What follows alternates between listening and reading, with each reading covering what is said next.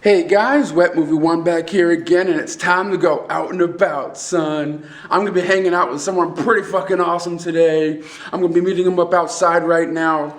I'm not quite sure exactly what we're doing. We might go to a movies, we might just drive around and shoot the shit, but let's go out and about and see what we capture today.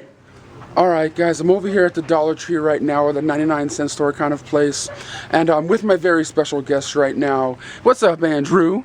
What's going on, man? How you doing, bro? Doing pretty good. What are we doing up over here? Well, you see, going to a movie, right? Yeah. Right? Well, I can't just sit on my ass for a couple hours and not feed my face. So, I'm not going to go to the movie theater and spend $16 on a popcorn and a Coke or candy. So, I come here. Yeah. Boom. All candy for $1. And they're like the same size as ones as you get at the movie theater. This is not at the theater. Same exact size. Uber same size. Yeah. Skittles same size. And look at this selection. Yeah, man. You can get like a handful of them for the same price it would cost to get just one over there. Exactly, totally, man. Yeah, man. So what candy are you gonna be getting? Okay. This seems to be a trend here. I like chocolate covered stuff, I guess. Goobers, chocolate covered peanuts. Yeah. Muddy bears. Chocolate covered gummy bears. That's what I'm talking about. Can't mess around with that, guys. Yeah, man. I need to try to figure out what I'm gonna get. I might show you before we go to the movies. But I think me and Andrew are getting a bit hungry right now. I'm not sure if we're gonna go try to find a place to eat or not, but stay tuned. Alright guys, we just got out of the Dollar Tree right now. I ended up picking up 2 packages of dark chocolate raisinets here.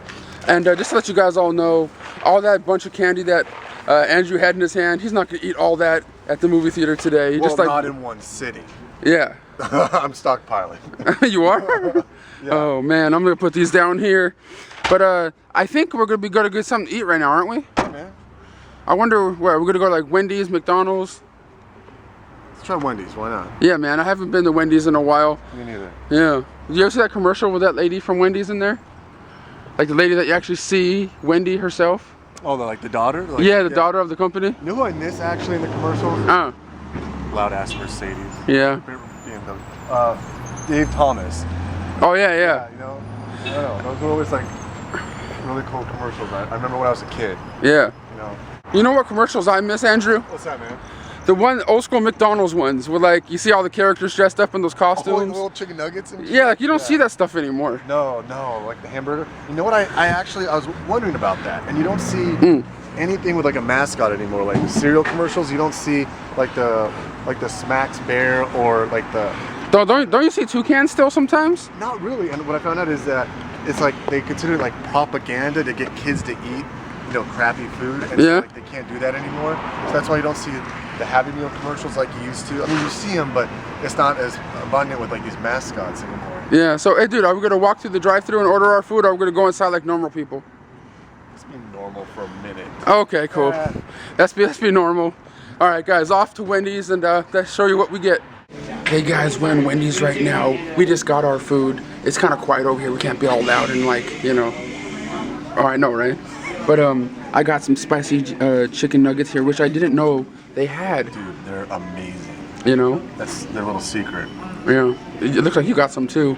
And regular. Yeah, and you also got a baked potato, which is that's what Wendy's is known for, isn't it?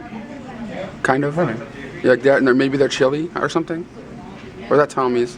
Yeah, they have chili, right? And their burgers, like their square burgers. Yeah. Yeah, but I'm gonna try one of these nuggets live on camera for you right now. First time ever. Yeah, let's see if they're any good. Final thoughts? You know me, I love Tabasco sauce. I love spicy stuff. Not spicy, but it's pretty good. I like it. But guys, we're probably gonna be heading on over to the movies in a little bit, and we're gonna eat our food, and we'll see you when we get to the movies. Alright guys, we're out of Wendy's now. We're over here at the AMC, over here in Fallbrook, the cool one, the one with the reclining seats. But Andrew. Yes, sir. What movie are we here to see today? We're gonna see her, man. Her? What's her man? What's her name? No, just kidding. Her. We're gonna see her. Who's her? Her's he. Who? Who's he? Her?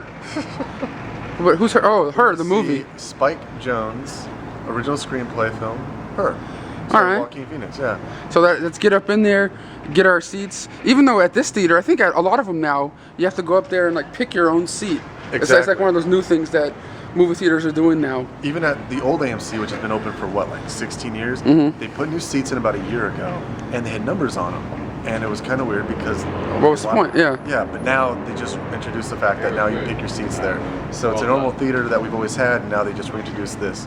Yeah. It's kind of nice. I'm still not really understanding or really getting it yet, because when you get to pick your seats, I'm like, what if I pick a wrong one? What if I'm picking one that's off to the side? That's not right. Like, I'm not really used to this whole program. So you're yet. not a good picker, that's what you're saying. No, I'm a good nose picker, but I'm not a picker of the seats yet. You know what I mean? Like, I need to know my favorite seat, because at the other theaters I usually had my favorite seat that's off to the side where you can put your feet up next to a bar or something. Like that was my favorite thing. But now with this stuff, I'm like, which one's that? You sound like Sheldon Cooper from Big Bang Theory. This guy had a specific seat. Yeah, you can't sit in it. All right, guys, let's get up in there and we'll tell you what we thought about the movie afterwards. All right, guys, me and Andrew just got out of seeing the movie Her. So, Andrew, what did you think about the film, dude? Overall, I think the word that I could describe it is beautiful. It's a really, it's kind of, it's a beautiful story. Aesthetically, visually, it's beautiful. The screenplay was well written, and I liked it. But I do have to say, though, it kind of reminds me of my first relationship, ironically. Oh, yeah? Yeah, it went on a little too long. Yeah. It felt like it went on a little, but at the same time, it's tough, man, because it felt like they needed. It's not that long of a movie, but no, it felt very like drawn out. Like, to me, I liked it, but it was really kind of mellow. Like you said, somber.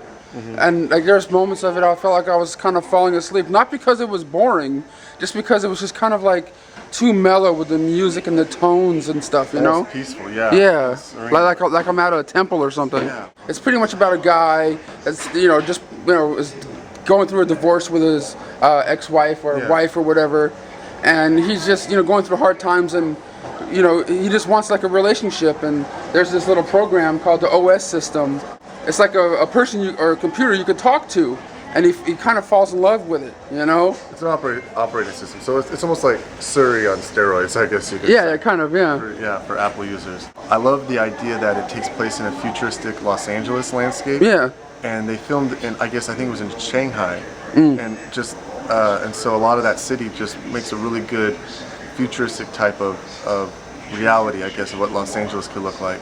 But what would you rate this film from a 0 to a 10? And would you recommend people rush out to see it, or wait to rent it on DVD or Blu-ray? It looks great on screen. We saw it in 4K, so the digital projection was nice. And pound for pound, I would give it definitely an 8. An 8? Yeah. I would have to give this one about a 7. I would have given it a little bit higher, but it like I said, it was kind of making me fall asleep from the tone of it, But it totally is worth watching. But other than that, guys, as you can tell, me and Andrew right now are in Walmart in the movie section, like we always do, just looking around, seeing what we see. This one right here, instructions not included, looks really kind of interesting to me, and I heard a lot of good things about it, but I don't know. I think I want to rent this one first, Alright, guys, me and Andrew are still over here at Walmart, and he was just talking to me about the Friday the 13th movies. I got the Blu-ray set a long time ago when it first came out, and he was talking about Netflix and how they were on there in HD, and now they're not. And now that's one of the main reasons why I don't like the whole, digital and streaming thing, because it can be there one moment, but gone the next. Yeah, and it's weird. It's getting really weird. I don't know if you guys knew about this, but during Christmas, you guys think you buy content. First of all, I love streaming, but you have to be aware of the, the rights that you do and don't have when you buy content digitally. Yeah. So Amazon users, they would buy a Disney movie, like a Disney Christmas movie. Yeah. And during the Christmas season, Disney took it off. So even if you purchased it, it's not renting, it's not like, any of that, you actually purchased it. Yeah. They no longer made it playable through your library because they control the content. And so, but what's weird is what people don't realize is even when you buy a DVD, you actually don't own the movie. People said, oh, I bought this movie. What you're actually doing is you're buying the rights to borrow it, and that's what you're buying. But so what they're doing now with digital content is they're flexing the muscles that they have as the owners of the content, and they're pulling it back when they want you to. So basically, why they do that is so that you'll go out and you'll buy it. It's Christmas time. You have to go buy the Christmas specials. Yeah. Do you think sometime down the line, if you buy like a Blu-ray or DVD of something, they'll put like a lock on it somehow, like after a certain amount of time, you can't watch it anymore because that's, you know, they want to control that somehow and they want you to go out and buy it again, or like pay $3 or $4 to let it play again in your player? Well, actually, technically, like those will only play so many times. I mean, it's like it's like hundreds or thousands, so you never have to worry about it. Yeah. But technically, yeah, I mean, these things don't last forever. I was just saying, like, do you think that could ever happen? Oh yeah, for sure. Like for example, Like if this whole digital thing doesn't like take off as much as they want it to, but you know it all will. But you know what I mean? it is, yeah.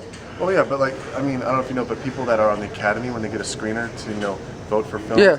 those things have a lifespan, and so they either I don't know if they die out after a couple plays or after just time period, but eventually they don't play. Yeah. So they do have that technology to do that.